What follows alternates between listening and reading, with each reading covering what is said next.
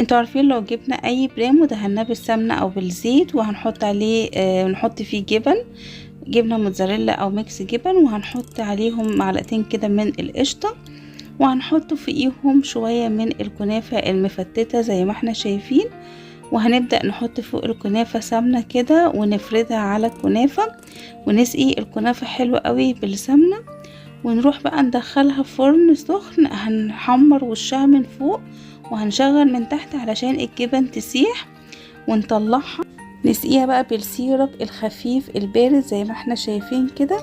وكده خلاص يكون معانا اسرع كنافة في 10 دقايق بالظبط، مش هتاخد وقت. ونحط بقى قطع من القشطة كده فوق على الوش، وكله احلى واسرع طبق كنافة ممكن تاكلوه تقوموا تعملوه في 10 دقايق. شايفين التحفة والجمال؟ تحفة. عايزة اقول لكم ان طعم الجبن كسرة